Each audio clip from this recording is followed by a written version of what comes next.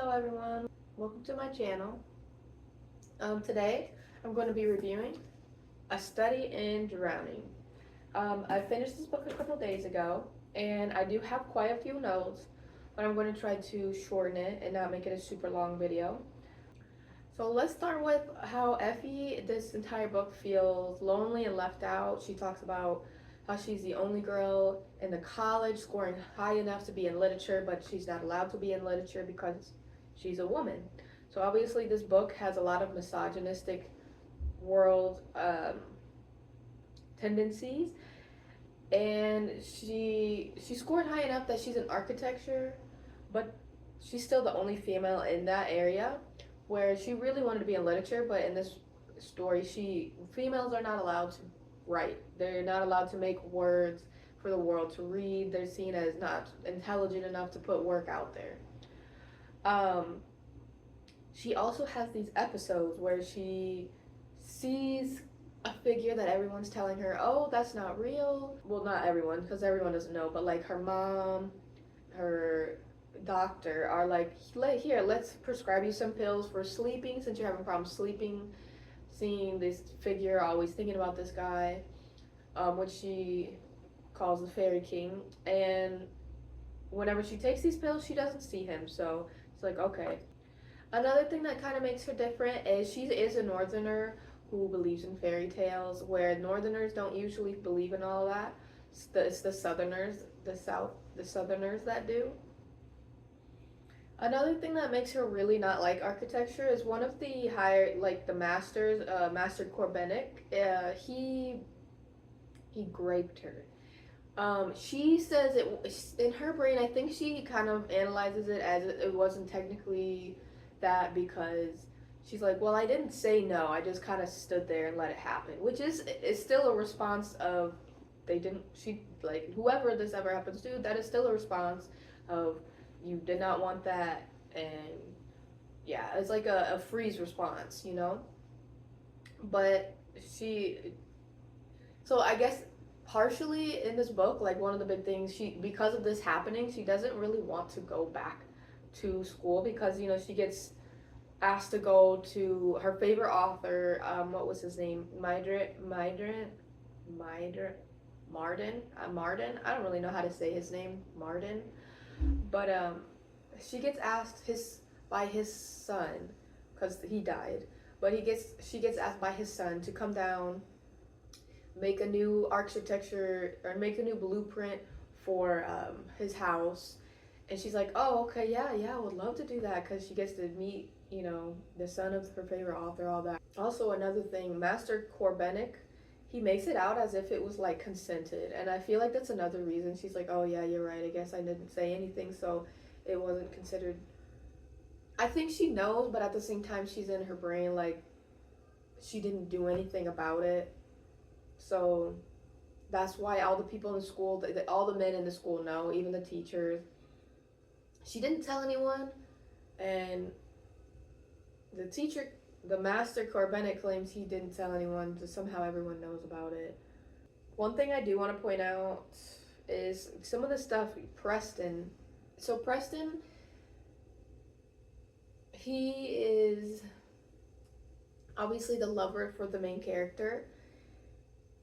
He's there because he's writing a thesis for his class. He is a literature student, which is kind of why I think the start of their enemy to lovers kind of thing happens, because I don't think Preston ever viewed Effie as an enemy. He always viewed her as a girl he thought was pretty and a girl he liked and thought was smart. But Effie looks at him and she sees a literature student and she's jealous. He gets to do the things that she wants to do, and then on top of that, she feels like he's not really grateful for it. Like I forget what he was. He was from an area that don't typically study that type of literature. So she's like, why are you even here? Like, why are you able to get in here? Why do you want to learn these things? Yeah. And the first encounter that she actually has with Preston is actually, it wasn't like a face-to-face, but like she saw his name on, his he checked out all the books, and she said, okay, well, who's the person who took out every single book ever by this guy? And she found his name. It just said P. Hellery. I don't know how to say his last name, but she's like, okay, I don't know who that is. But obviously later, she goes. They introduce each other. Somehow they get each other's last names, and she's like, oh my god, you're the dude who took out all the books. That's not fair. Like, you just took all the books that this dude ever had. So she feels like he's not taking it seriously. Um, let me read this quote.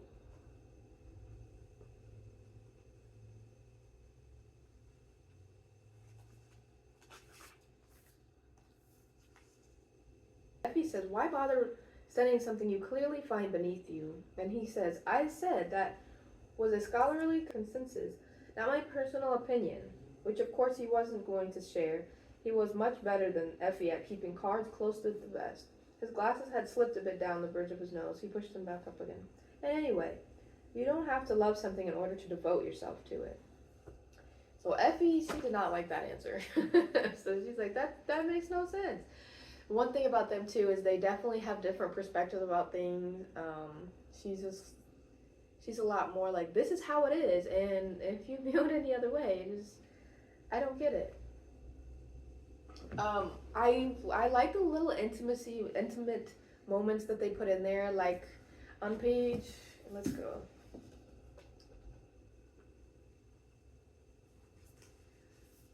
So she makes a joke. Let's see.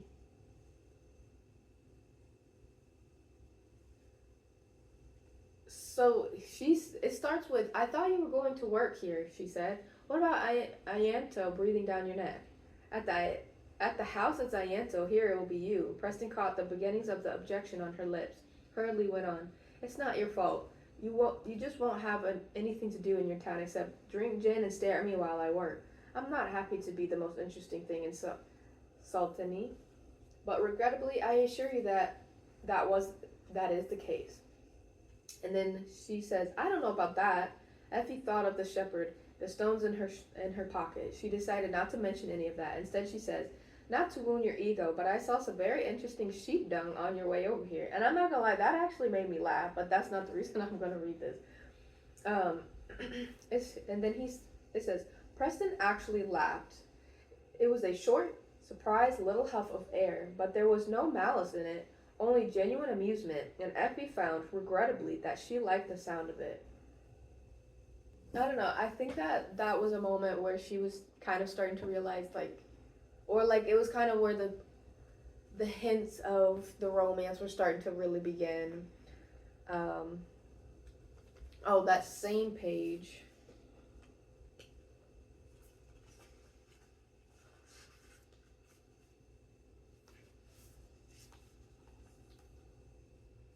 On this same, on the next page over, she talks about they got into the car. Effie put the cigarette to her lips and inhaled, trying not to cough. She never wait. Oh, she'd never smoked before, but she didn't want Preston to know that. She didn't want Preston to know that she'd been thinking intently about the same cigarette had touched his lips mere moments ago. Her gaze kept darting to his mouth, the way he held his cigarette delicately between his teeth before he drove. And I think that was cute. It's a very intimate thing. Like, not like super intimate, obviously, but like just like a cute little cutesy thing that they put in there. Like her thinking about his lips and thinking about his cute little laugh. Like, I think that's so cute. Like, it's a cute little thing. Now, another thing I noticed between like Preston and the other guy she views. So Preston she views as like this kind, sweet guy. She even compares like his hand, how it's smooth and hairless it is, whereas like Ianto, she compares to Master Corbenic, saying like, she says his fingers were long, thin, and nearly hairless, and that was her comparing Preston compared to like Ianto and Corbenic.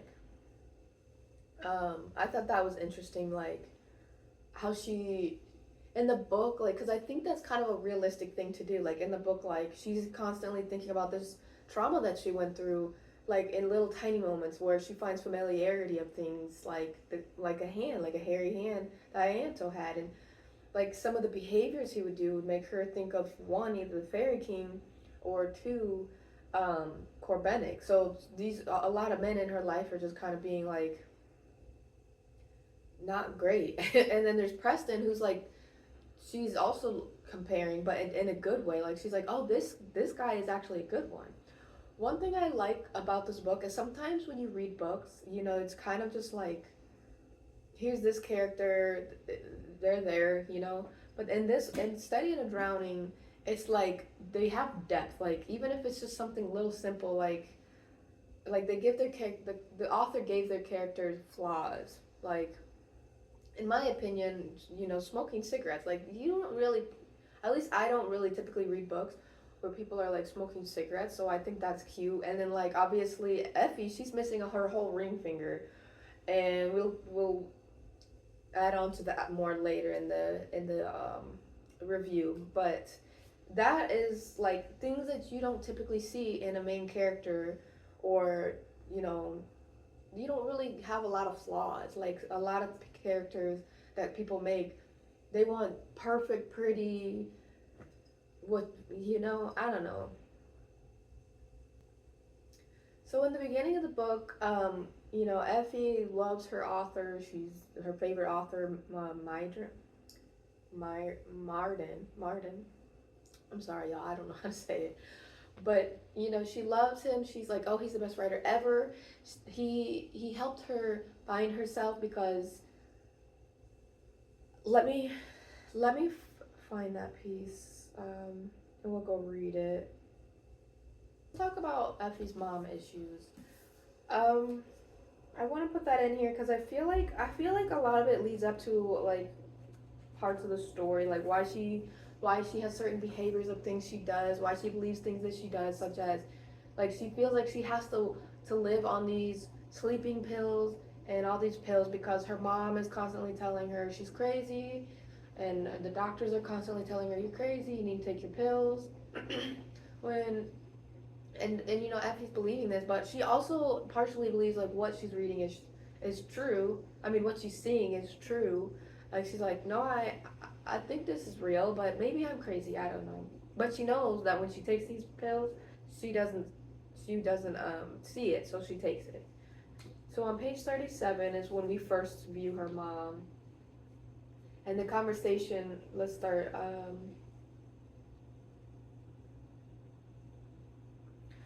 So her mom's already like, well, what in the name of all saints are you doing there? Like, cause she found out that she went to Saltney to do the architecture blueprint stuff, and she says there's a project I'm doing for the estate of Emery's Mydron. A bunch of architect students sent in designs and they picked mine. Well, then why are you crying? And she said, if he says, I'm at the train station, I don't know if anyone is going to pick me up. I don't have a number to call. And her mother's like, you didn't think to get a phone number before you went to some no-name town with what 6 hours of driving? I can't listen to this right now, Effie. It's a bad decision after bad decision with you. And the thing about these words right here, those words Effie thinks throughout this whole, like a lot of these pages, like she's constantly thinking about her mom's words. They're just sticking in her head, and all she thinks and think is how her mom is just never happy with any decision she makes. She's just always like, oh, here we go again. Like the only reason, like the mother makes it seem like the only reason she's talking to her is because she feels obligated to do so. And then Effie says, I know, I'm sorry. Can you ask grandfather if he can? And then her mom cuts her off and says, you can't always expect someone to bail you out. I'm going to ask grandfather to drive you're not going to ask your grandfather to drive 6 hours in the bottom 100 in the dark. Listen to yourself. So another thing about that to me is like, you're just leaving your daughter stranded out there when she needs you. Like that's just something that I don't know. I wouldn't be doing my job as your mother. At a certain point, I have to let you sink or swim. I guess I mean like we don't know the mother's like point of view, you know. We only know Effie's, but is very good at showing her point of view in the stories. So, you know, it's it kind of, I don't know the proper word, like we don't know the other side. So maybe on her mom's brain, what she's saying is valid and true and not mean, and she's not trying to come across as mean. But from Effie's side, it just it seems mean. I'm sorry, you don't have to wait, grandfather. I just don't know what to do. First, you have to calm down. I can't talk to you when you're behaving like this. When when you're having one of your episodes, are you seeing things? And I don't like how the mother knows, like she's like preying on her insecurities. Like she knows this is what she's insecure about. She's insecure that she's seeing things all the time, and her mom's like, literally, when when you're having one of your episodes, I can't believe I can't talk to you when you're behaving like this. Like you're when you're having one of your episodes. Like it's just not very nice to just go on her insecurities. And then she says, "Are you seeing things?" No. Do you have your medication? Yes. Then take it, all right? Call me when you've calmed down. And to me, I'm just like, I don't know. Like I know everyone has a different point of view, and maybe your guys' point of view is the mom is being that mean, but it's just like little hidden things there. Like I said, like really, what's mean to me is her saying, "Are you having one of your episodes?" Just because I don't know. Like her mom she's never believes in anything Effie does. Despite her having high scores of intelligence, despite her going to a huge school full of all, you know, sadly all men, but she's doing it because that's what she wants to do. She wants to do something, and then maybe in a way she's doing it to make herself proud or maybe her mom proud. But the more we learn about her mom, the more I'm like, you're not gonna make that woman proud. Like you need to live for yourself. And I'm not saying maybe Effie was is for sure doing that. It's just a possibility. But her mom, like, despite her having these high scores, her mom is just very good. I feel like at bringing down her intelligence, like throwing out her episodes thing. Like Effie's a very intelligent girl, and it's just the little remarks. You don't need to make little remarks like that. And like I said, she's hearing her mom continuously in her brain every time she does something that she's like, okay, maybe my mom's right. Maybe I'm doing something stupid. She just hears bad decision after bad decisions constantly in her head, like doubting herself because her mom is doubting her. So that sticks in your brain, you know? Like that's an important person in your life. Well, okay, so I didn't save the page number sadly, so I can't read it to you, but I did have the quote in here. Her mom, she's telling her mom that she wants to come home. She said, I think you were right. I think maybe I should come home and I'll quit college and that'll be it for me." Her mom replies, "I don't want you to come home. You can't. I have work and you're an adult now. Whatever mess you've made, you need to go sort it out yourself." She's talking about whatever mess she made. She was literally raped. Like, okay. "Go to school, take your medication, focus on your studies, let me live my life. You're taking your pills, aren't you?" Like her mom is just constantly talking all the time, like she's incompetent, and I don't like it. Another thing, her about her mom that's really messed up. When Effie was 3 years old, her mom said she was a very awful child. She said she was hard to take care of. She had too much energy. She was always doing things she wasn't supposed to. So her mom couldn't take it anymore. So she listened to some conspiracy theory back in that time where if you didn't want your kid, you would give them up at some kind of lake or something. I think it was. And so she sets her down and leaves. This girl's 3 year old, so she's just sitting there. It's cold. It's cold.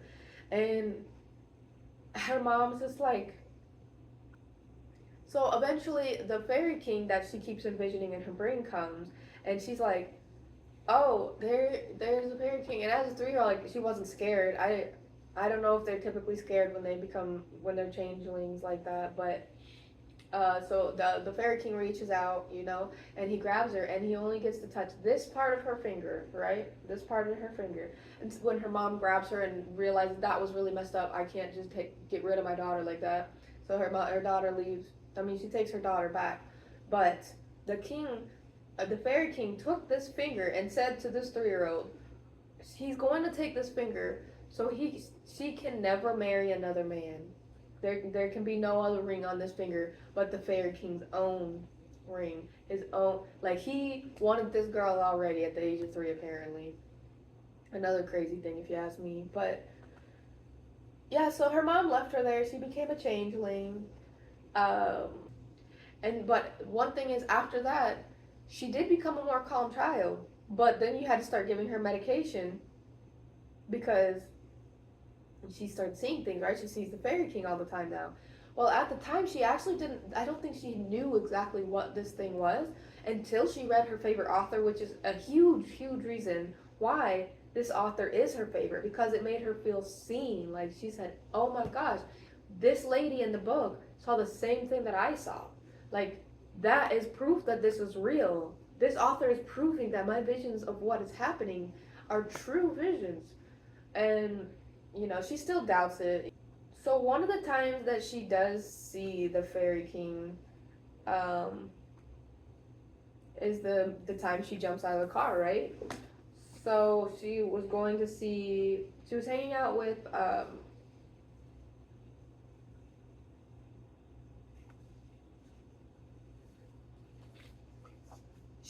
Ianto to try to get a blueprint for Preston so they could figure out, like, hidden rooms or something. I don't know. I think they were trying to find something, so they needed the whole thing to do it, and it would make sense for the person who's doing the architecture to need a blueprint, right? So she had to be the one to do it. So they're on their way back. She says Ianto's gaze was trained, unblinking, at the road ahead, and his enormous hands wrapped around the steering wheel. Effie was afraid to shatter the heavy, constricted silence, afraid to impair her victory, afraid to provoke Ianto. She looked out the window instead, eyes tracing the path of raindrops sliding down the glass, her fingers still throbbing where he had grabbed them. The sea frothed angrily at the rocks, tongues of... Oh. Just cut that out, yeah. So it says, did you enjoy your meal? Yes. Good. Not all girls are so grateful for chivalry, nor so humble with their own charms. In the cities of North, I've heard that women are starting to have very uncharitable views about men in marriage. Have you ever been married before? This Effie asked that, and he goes, no, marriage is not for all men. I understand, my parents never wed. It says that Ianto was driving very quickly, so he, as Effie says in the book, he kind of has 2 different personalities. Like, sometimes he's really aggressive and mean, and, like, other times he's kind of, like, a little bit more calm, But in this moment, he's being a bit more aggressive. So he's driving crazy. He's driving too fast. It says the inside of his car smells like brine and musk. And then she asks, are you in a hurry to get back? Of course. But it says that he was saying it like a growl. So he was like, of course. Like, he was just, like, really aggressive about it. So she was just like, oh, okay, I'm sorry.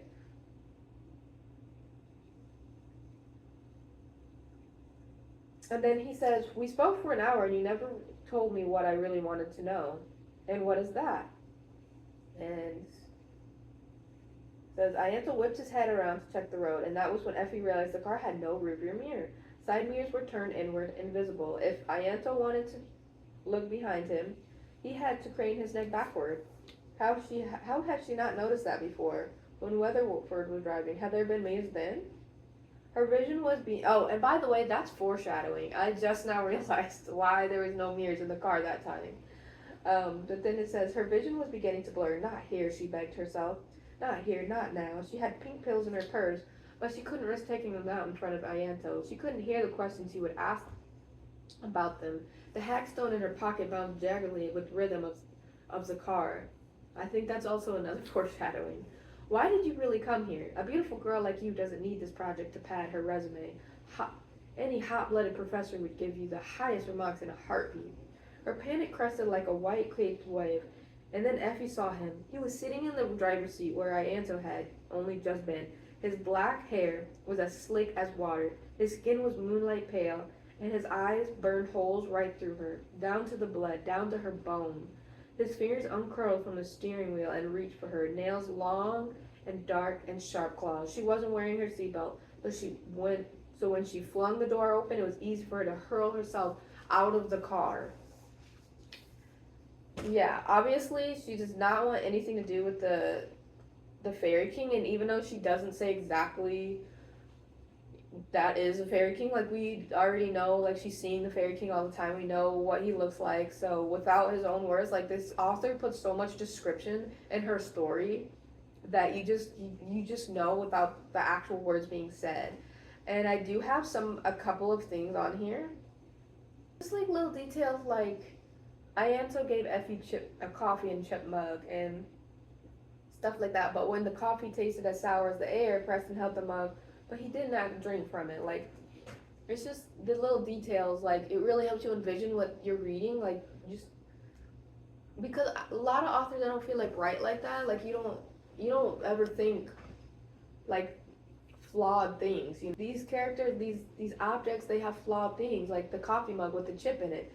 When I think if you didn't tell me it was chipped, I would have just thought of a regular mug. I wouldn't have thought any flaws about it, you know? So it's just like a really good visual. And I have a hard time seeing pictures sometimes. Like I see pictures in my head, but they're not like super clear. So when you give me nice descriptive words like that, it really helps me have more of a clear image. So by the page 260, Effie completely believes that she is insane and everything she hoped to be real wasn't. Like she's like, oh, so the Fairy King isn't real anymore. And let's see, I think that's about halfway, maybe a little less than halfway a little more than halfway in the book. Like, so like pretty much a little more than half. And she's like, oh, okay, so the pills all were working. I actually am crazy. The doctor, my mother, they were all right. And that's very distraughting to her because she really believed that this Fairy King was real. She wanted it to be real so that she didn't have to know or believe that she was insane. Like everyone always told her, you know? Her whole life was just like trauma after trauma, struggle after struggle. This girl just wanted a break, you know? To realize that the Fairy King was real would have been great for her, right? But by page 260, she completely did not believe it anymore. We can go see why, because I can't remember exactly what made her believe.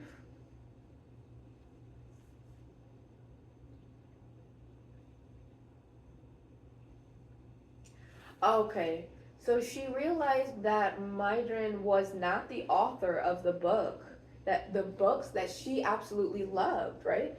She she's like, oh my god, the Fairy King isn't real. Like he's not even the true author, as you know, all that stuff. She's just completely distraught that her whole life that she was like, well, not her whole life, because she said she didn't read the book until she was 13. So I think this book that she read gave her a real vision of what she saw, and she never knew anything about a Fairy King before that. She genuinely, before that, we don't really know, but I think maybe she thought she actually was crazy, and then when she read that, she was like, okay, I'm not crazy. Like somebody else out there saw the same exact thing. She also noticed things that were not adding up, like his dirty home and how he left his family, his wife and his son just right next to the cliffs that are literally falling down, and he would never allow them to move. And later on in the story we find out, you know, her, I'm getting ahead of myself, but yeah, like they're both stuck there, and she's like, why would a husband treat his family like that? And no husband that treats their family right that would write a book with such like, you know, beauty and understanding, where like this man, he's misogynistic, and the book is completely like, it's not misogynistic. It's very, it's just, it's more,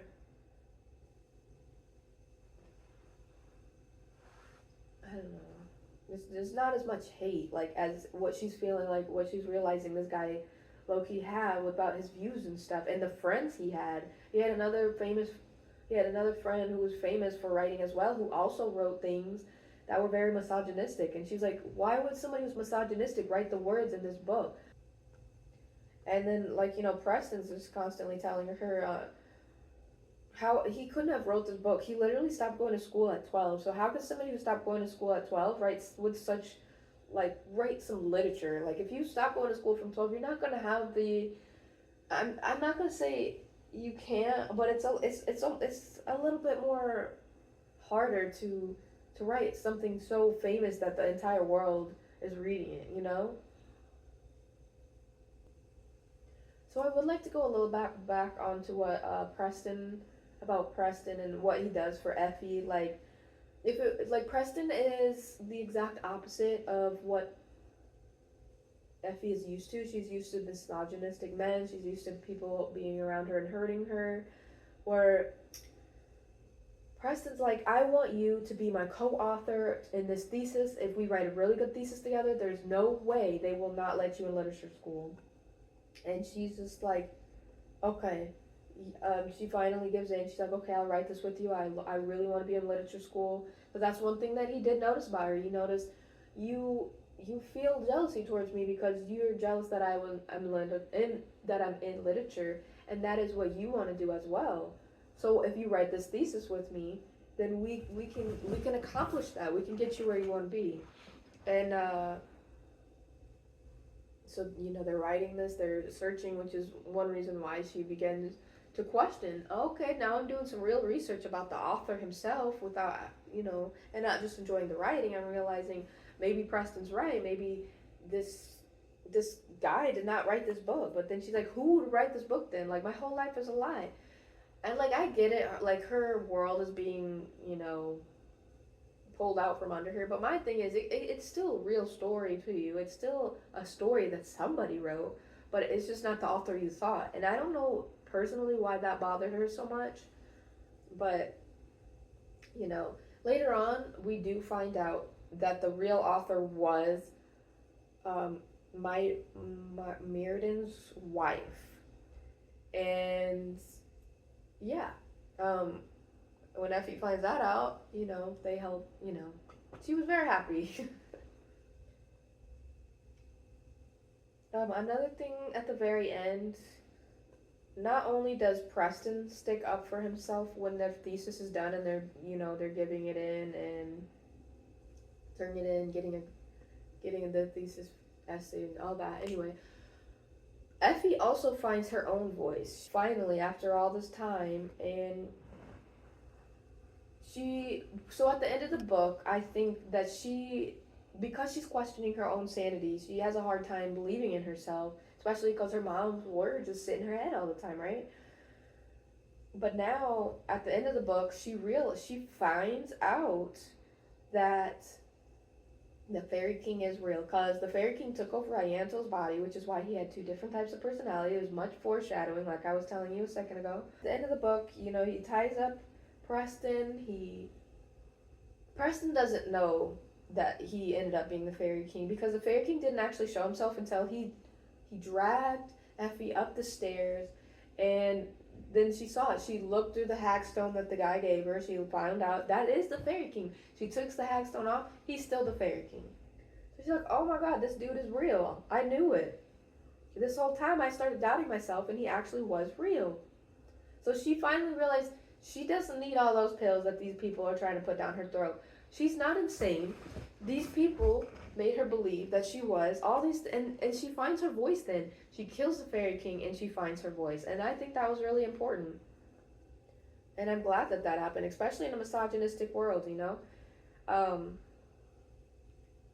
And then her and Preston go and they stick up for each other and themselves. And they get the thesis, and she actually gets into literature school at the end. And thankfully, the guy that she's going for seems like he's ready. He's like, you deserve to be here. I'm tired of this old world. You are a good writer. You guys did a wonderful job. It did take a bit of fighting, but not really from the literature guy's end. It was more from this, I don't know what you call them, like the masters of the school. Another thing, the one last thing about this book, the very end. The very last page has a very validating experience for, the book for me. like, because her whole life she's feeling insane, she's having a hard time finding herself, she's having a hard time believing in her own views, her own vision. Everyone around her is doubting her except for Preston, as when she finally meets him.